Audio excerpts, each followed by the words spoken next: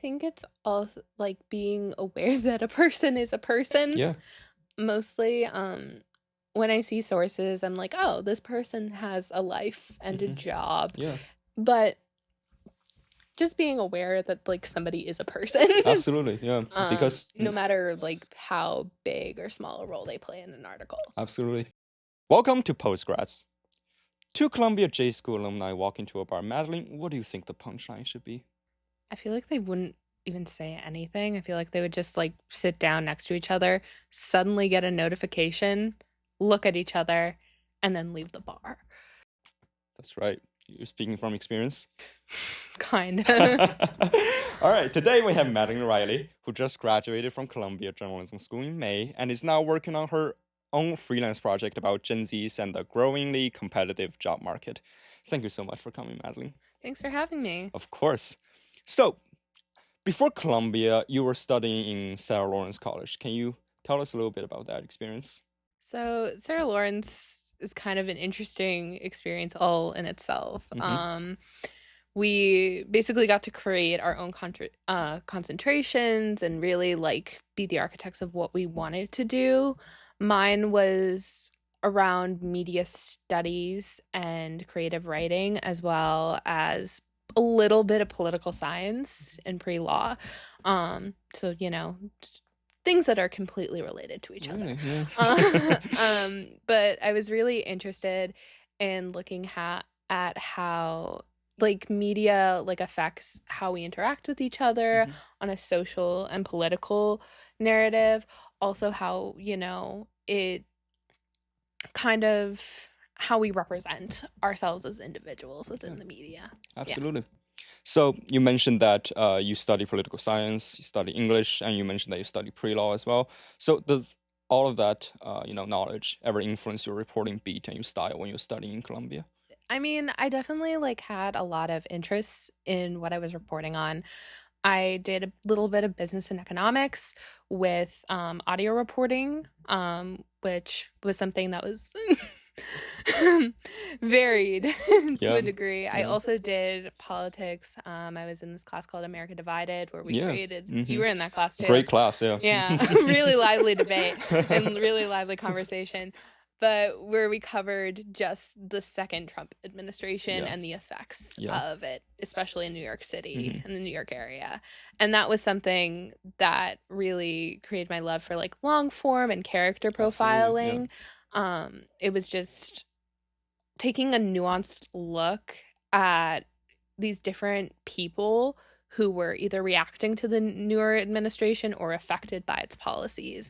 And that was something that I really, as somebody who studied political science or like had like kind of like a non-nuanced like book version of that, Right. Mm-hmm. it was interesting to see how, this is actually playing out, how people actually feel. Exactly. Yeah. Yeah. And like I was thinking back on it, like all of our classmates, all our peers, they were from basically the same side of the aisle. Yeah. But at the same time, we were still able to hold different opinions and still being able to debate each other on these policies and on these people. Yeah, we were like able to have, and we were following around people from various parts of like the political spectrum as well. Exactly. So people were coming together to basically like, okay, my source said this, and this is how they feel about this.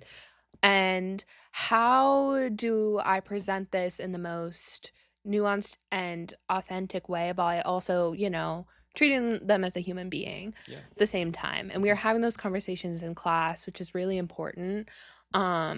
Especially since like even like all around us Yeah. at Columbia, we were having, similar discussions as well. Absolutely. Yeah. Yeah. Mm-hmm.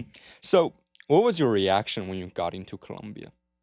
I think I remember where I was. I was in the car, so I couldn't really like react. I was in an Uber, Right. and I was like, "Oh, I got in."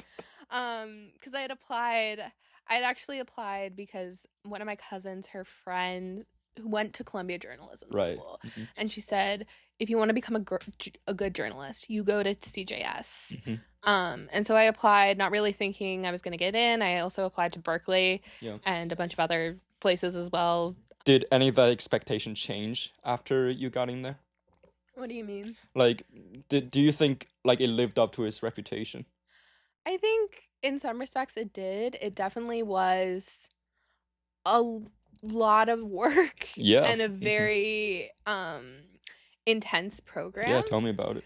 I also think that I mean, there were some moments it was an interesting experience because they're kind of training you to become and act like a journalist. And whatever that really means to you, like it's changed it kind of has changed me like Oh personally. yeah, absolutely. Yeah, in the way I Mhm, think about mhm. things and also the way I approach conversations, especially difficult ones. Even like outside of Yeah. journalism and Mhm. talking to people. Absolutely. So, your master project is about how hospitals using AIs to train, like correct me if I'm wrong, to train doctors and nurses and also communicate with patients. Like, why did you choose to report on health stories? So I originally wanted to do mostly health reporting. I kind of swerved away from that a Mhm. little bit after my master's thesis just because I was a little tired. But I'm really interested about in this intersection of healthcare and technology and how it, you know, either support like it supports each other. And I got really interested in the idea of like, oh, how is generative AI existing in this space? So I looked into it. There are a lot of things happening with AI right now. There's virtual nurses, Mhm. which is I believe Nvidia has virtual nurses, which I looked into a little bit. And then also the introduction of chatbots into, you know, dealing with patients Yeah. and taking patient information Right. Mhm. in. And what did you find out about these industries? I mean, I found it's really new. Hmm. I was actually just reading an article right before I came up here about um, you know, the debate of using chatbots in the medical community, in medicine for doctors and nurses. And it's the debate I came across in the early stages of my reporting on my master's thesis. And I kind of I wanted to go into that direction of, is this actually useful? How is this changing people's relationships Yeah, with doctors and absolutely. patient Yeah. between doctors and patients? Hmm. And a lot of our classmates who graduated from Columbia Journalism School are now working at different places all across the United States, like covering local news. We know some of our classmates are working at, Alaska or some other remote places. So, did you ever see that as a potential outcome when you came to study here? I did. And I'm still applying to things that are in different places. I think it's also the appeal of New York, where I am now, and where a lot of our former classmates are, is that it is such a media hub. Mhm. But I think there is more potential out there, and also a lot of um, our our classmates are going into, local news, Yeah, which is really, really exceptional, especially since, you know, there are news deserts out there. exactly. Yeah. Yeah. Hmm. And I see that appeal. I think for right now, I just wanted to get like the experience that I still feel like I needed from being in a city like New York. Yeah. Yeah. You also mentioned you just mentioned that like local news in the news desert is like super important. Like I want you to elaborate on that. Why do you think local news is so significant in today's climate? I mean, I think there's definitely like studies out there, but I think people trust news that's happening closer to them Absolutely. and that Yeah. they know about Hmm. when they're in that same Right. community. When it's Hmm. like focused on your community, it makes sense that you think that's more important. Absolutely. Yeah. And yeah, there's like disappearance of local newspapers, local TV stations, radio stations that are NPR affiliated. Yeah. Hmm. Yeah. Like, what is local news appeal? Like comparing to the larger, more traditional news medias, those news empires, the tycoons in the industry. It's kind of like this instance of this, if it's happening like in your backyard or like within your neighborhood or town or community, like it's easier to imagine that happening for people. I think it's easier to care if you Yeah, actually see those things absolutely. happening. Um, and it's not like you're not affected by the bigger stuff, but it gives you some sense of like, oh, there's a connection here, and I'm Yeah. a part of that And like connection. when you see someone who lived down the street, getting interviewed by a local news journal and got the article got popular, you say, yeah, go Robert, talk your shit, right? Exactly. Or like, the person, like the store that you go to like every day, they Yeah, have that absolutely. recognition and you're like, I've been there. That's Absolutely. cool. Yeah. I really like that story. I want to backtrack it to New York City a little bit. So New York City is obviously like a very attractive place to reporter, and that also made the city extremely competitive for a lot of freelance journalists, for a lot of local journalists. As someone who just freshly graduated from with a journalism degree, do you think you are up to the competition? Um, hmm. I mean, I think it's super stressful. I Absolutely. think you definitely need to like find your niche and find what you want to report on and kind of just show up and say, I'm a journalist. Yeah. I think that I have the confidence to do that. It's all the matter of like, if you're talking about the job market, I think it's super stiff, but that's for like another like other Yeah. reasons as No. well. Um, I think it's just being able to present yourself in a yeah, show up. Yeah, absolutely. In our previous conversation, you talked about how both Sally Herships, who is an audio professor at Columbia J School, and as well as Alexis Clark and Keith Gesson, who are both magazine professors, and how they all left a like huge impact on your career with journalism. Do you want to elaborate on that? Like, what do you think are the challenges in audio and print journalism? I think they both have their different struggles. I think specifically with long form and the nuances of it, because you're following either a person or a group and you're getting to know them and you have the time to sort of understand what they're doing and you know what what people's like motivations are, what they care about. And I think on the other side of that, audio and broadcasting in general, especially for local news, is very short form. So it's its own challenge of like, okay, here's a topic, and I have 2.5 minutes to explain it to Yeah, you yeah. using voices. Yeah. Yeah. And do you think they share similar skill sets as well? I think we'll definitely like quotes, quotes, quotes. Yeah. That's the biggest one. I think with print, there's a little bit more leniency with how you can present what somebody is saying so they sound more Oh yeah, articulate yeah.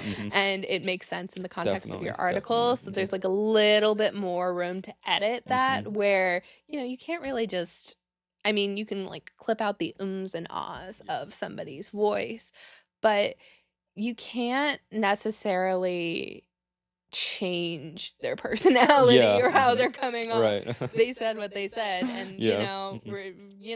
And like if they are, stuttering a lot or repeating themselves a lot because that's just the way they talk, or they just like get nervous in front of a recording device, like that audio like would just, be awful, be unusable, like even though they are saying something smart, right? Yeah. Yeah. So yeah, that gotta be challenged. Like, do you prefer one over the other? I mean, I wanted to do audio for a very long time, ever since like high school. Oh wow.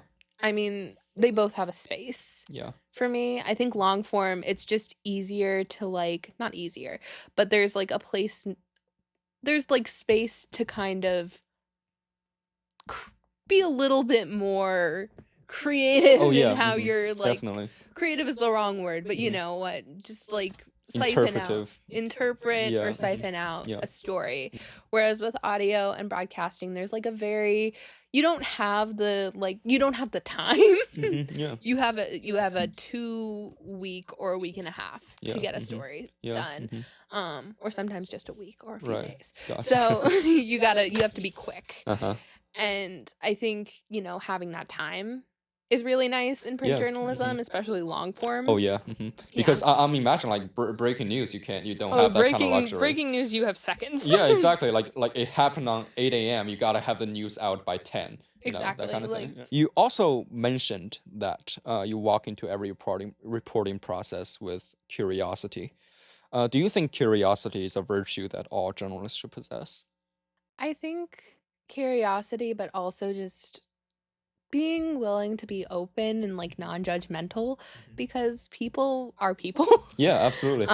They're everyone's different and everyone's coming from a different place and has like their own backstory and everything. How do you think your curiosity manifests in your reporting process? I mean, I think it's also like being aware that a person is a person. Yeah. Mostly, when I see sources, I'm like, oh, this person has a life and a job. Yeah.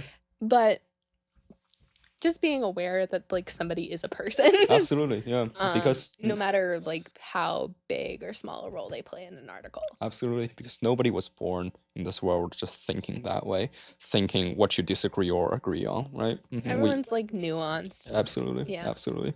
And so, a little bit about yourself. You have been working on an article about unemployment amongst Gen Z in this very competitive, career pool, I should say. Or job market. Job market, yeah. In general, So, yeah. can you tell us a little bit about that project? So I started out interviewing a couple of people who are either still looking for jobs or they found a job. It took them either like a couple of months to a year. And kind of wanted to see, just how their lives are and kind of what they hope to accomplish in their life. Yeah.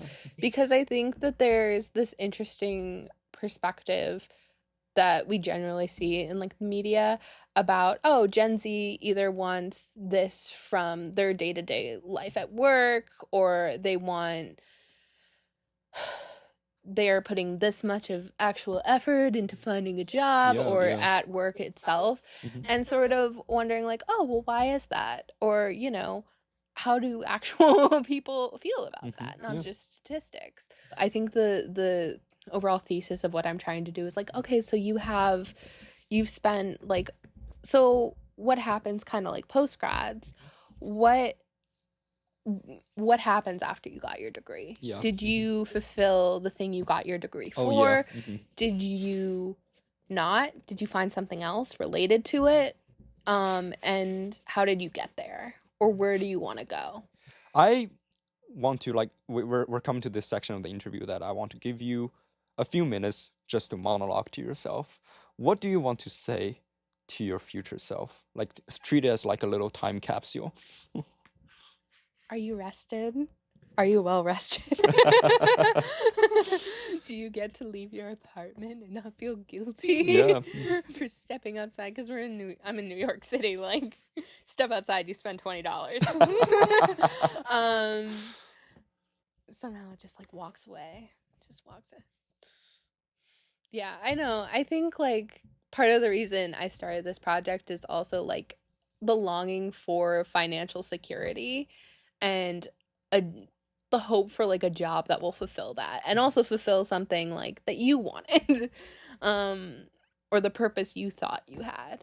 And I think that that's something that's very kind of, I don't know, like a job used to be, I think there like a lot of people are talking about this, that like we were told from our parents a little bit,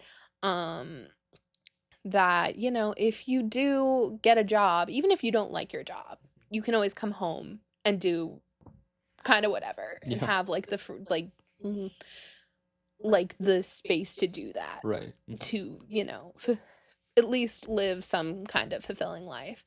But now I think there's a little bit more pessimism about either like a work-life balance and whether that's justified, or, getting that job that doesn't really mean anything, that doesn't really like fulfill you in any way, but still giving your whole life away to that job.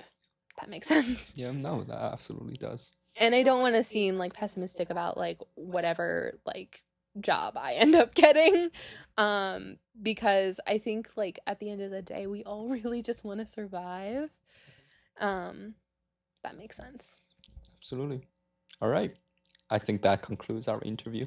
Thank you so much for coming again, and Hmm. stay tuned. Thank you. Thank you.